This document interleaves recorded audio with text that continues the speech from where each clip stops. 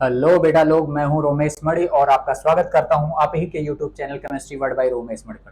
तो बेटा आज हम क्या कॉन्सेप्ट डिस्कस करने वाले हैं, इक्विवेलेंट मास ऑफ बेस और किसी भी बेस का एन फैक्टर कैसे कैलकुलेट करेंगे। जैसा कि प्रीवियस आपने वीडियो देखा होगा कि हमने अलग अलग केसेस के फॉर्म में एन फैक्टर और इक्विवेलेंट कैलकुलेट करना सिखाया है। तो आज हम केस 4 की बात करेंगे, केस 4 की बात करेंगे। ठीक है, किसका? N factor for base, n factor for base. Base के लिए एन फैक्टर क्या होगा बेटा? वो होगा number of OH minus ion furnished by base. Base के द्वारा कितना OH माइनस दिया गया है वो उसका क्या होगा बेटा? N factor. तो की पॉइंट क्या हो गया आपके लिए कि किसी भी बेस का एन फैक्टर जो होगा वो total number of OH minus furnished by base, base के द्वारा कितना OH माइनस दिया जा रहा है वो उसका एन फैक्टर होगा। चलिए इसको एग्जांपल के थ्रू समझते हैं। जैसे आपके सामने कोई दे NaOH एग्जांपल है। अब इसका कोई कहता है आपसे एन फैक्टर बताइए, एन फैक्टर। तो देखिए यहाँ पे कितने OH हैं? एक है, तो इसका मतलब ये एक OH माइनस दे सकता है, तो इसका एन फैक्टर कितना हो गया बताओ?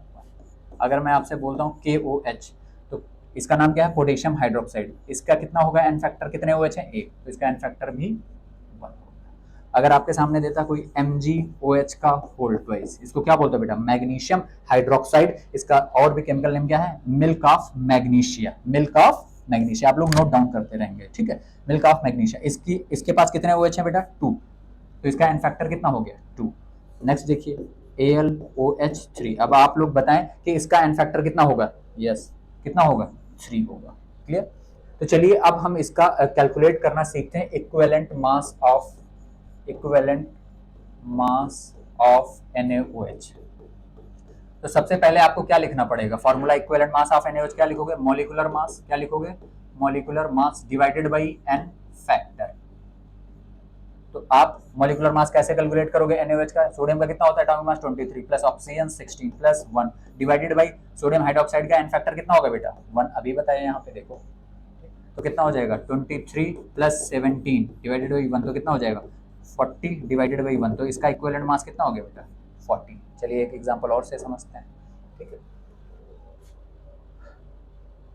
इक्विवेलेंट मास ऑफ MgOH का होल ट्वाइस। ठीक, तो इसका क्या लिखोगे आप? पहले सबसे पहले molecular mass upon n factor. ठीक, मॉलिक्यूलर मास कैसे कैलकुलेट करोगे? मैग्नीशियम का एटॉमिक मास कितना होता है? 24। ठीक है, ऑक्सीजन का कितना है? 16 प्लस हाइड्रोजन कितना? 1। इसका क्या लिखोगे? 2 टाइम्स, क्योंकि 2 लगा हुआ। डिवाइडेड बाई एन फैक्टर कितना? कितने OH रिप्लेस करेगा? ये 2। ठीक है, तो दैट मीन्स कितना हो सकता है इसका एन फैक्टर? 2। तो इसको कैलकुलेट करो। 2 प्लस 24 प्लस 16 प्लस 1 17, 2 जा 34 डिवाइडेड बाई 2, तो कितना हो जाएगा? ये 58 डिवाइडेड बाई 2 कितना टाइम जाएगा? 2 2 जा 4, 1 कैरी नहीं। इसका एन फैक्टर, इसका इक्विवेलेंट मास कितना हो गया बेटा?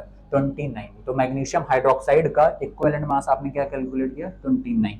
तो आज हमने क्या डिस्कस किया कि कैसे आप एन फैक्टर फाइंड आउट करोगे किसी भी बेस का और उसका इक्विवेलेंट मास। तो हम लोग नेक्स्ट वीडियो में सीखेंगे कि किसी भी सॉल्ट का एन फैक्टर कैसे कैलकुलेट करेंगे। ठीक है बेटा, तब तक आप लोग अच्छे से पढ़ाई करो, मेहनत करो।